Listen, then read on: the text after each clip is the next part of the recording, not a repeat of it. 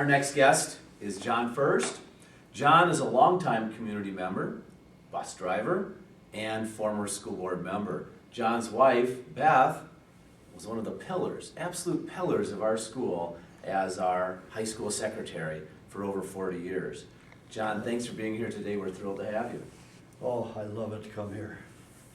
This is so different. Yes, some changes, no doubt some changes.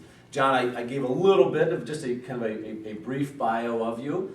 Tell us more about yourself. Tell the folks here that are watching more about yourself, how you got to Wisconsin and your family, where you were born and raised, that kind of stuff. Well, I was born in the south side of Chicago, 4 blocks from Comiskey Park. Never went to Comiskey Park, walked over and caught a streetcar and went to see the Cubbies play. And then we moved out to from south side of Chicago out to Lyons, Illinois, because my dad's company moved out there, Armors. They made soap, all the chemicals. And I went to school out there, and I graduated in June of 1958 on a Friday, and on Monday morning I was in the United States Navy. Now, there are people, most people who served, who are still really proud about that service. Oh. You, John, are one of the most proud individuals I've ever met when it comes to talking about your service. Can you tell us a little bit more about your service career, what years, where you were stationed? I entered the Navy on June 16, 1958, went to boot camp at Great Lakes, finished boot camp there, went to electronic warfare school there at Great Lakes, then got transferred to Virginia and went aboard a World War II destroyer, the USS Haynesworth DD-700. Spent 3 years on her, then got transferred to Florida to a ground control approach radar operator's billet, then went back to San Diego and was transferred to the USS Hamner, another World War II destroyer, 718.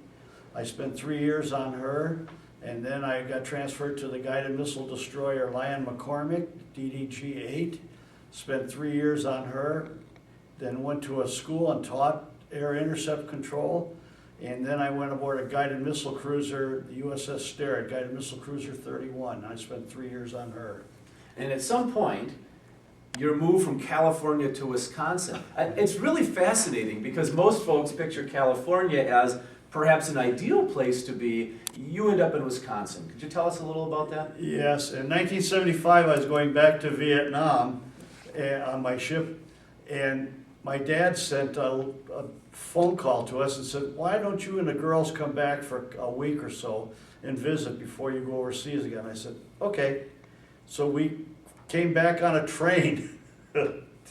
We took a train from San Diego to Chicago, and we were just bumbling around, and on a Thursday my dad said, oh, he says, I forgot to tell you, your younger Bob, he was in the Coast Guard, had bought some land in Wisconsin. I said, where at? And he said, in Gresham, Wisconsin. I said, where's that at? He says, well, we'll get a map out if you want to go up there. I said, let's go. And it was May. And we came up here, and it was beautiful. Oh my God, it was so beautiful, so green. I told Beth, I said, if you'll move here, I'll put in for my retirement. And she said, let's do it. So when I was overseas, I wrote to all of the real estate people in Wisconsin. And when you're on a ship, you only get mail once every 6 or 7 weeks. And if 50 bags came, 40 were mine, 10 were the crew, because I had all those things. And I found farms up here, but I couldn't buy them. They were sold before I could buy them. And so we came back here looking around, and some people from the Nazarene Church told us there was one down the road. And that's what we did. We bought the farm.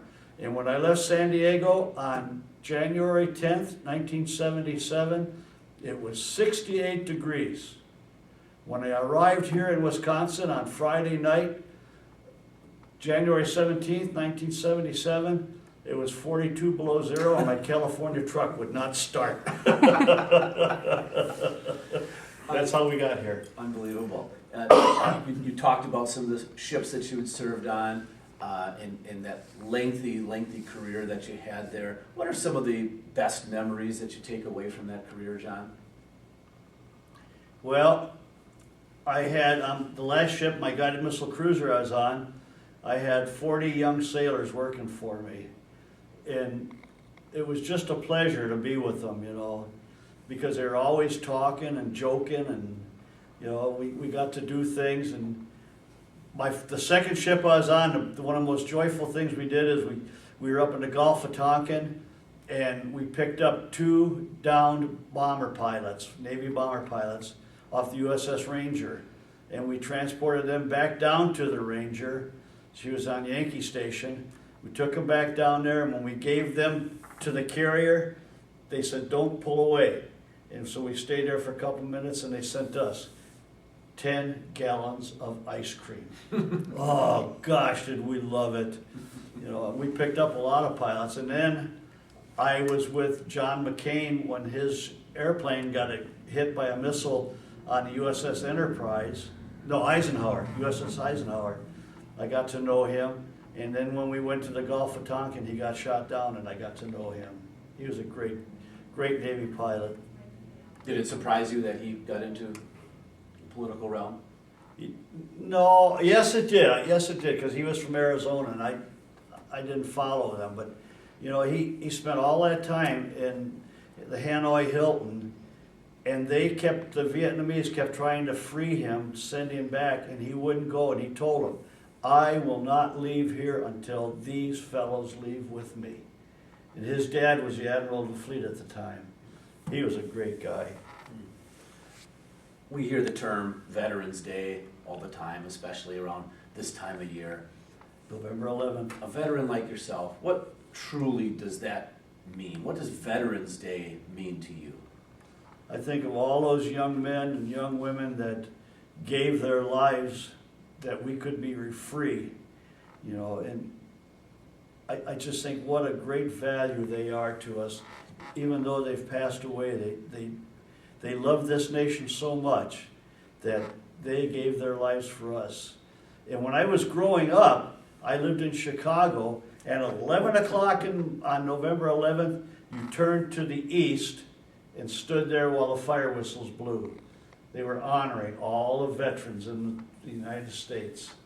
You know, loved it. Well, John, let me be the first in this Veterans Day season, I hope the first, to wish you and thank you for your service and for your Veterans Day commemoration, for everything you've done for this country, for my country, for everybody's country. So thank you very much, John. I just wish that I was 17 years old and I could get back in. You know, and I'll tell you another quick story. When they knocked them buildings down in New York, I called the Navy up and said, "I want to come back in." And they said, "Master Chief, we'd love to have you. What's your service number?" I gave it to him. He come back in about 15 seconds. He said, "My gosh," he said, "you're 61 years old. We don't have elevators and escalators to move you around." I said, "Hey, I don't need to go to a ship. Send me to a Marine detachment. I can drive a Hummer as good as those 18-year-olds. And I know I can shoot better than they can." He told me, "Please hang up," and call all my Vietnam buddies up, tell them to hang up. They had Washington tied up. Great stuff, John. Thank you so much. Oh, another thing I'd like to tell you, though, is I had 3 brothers, and my mom and dad had to sign the Sullivan's Act because all 4 of us were in the service. You know, 2 of my brothers served on ships with me, and my brother Bob, the third, he was in the Coast Guard. He flew. He was a flight engineer on an Albatross. You know, loved it. Great stuff. Thank you, John, so much for being here today.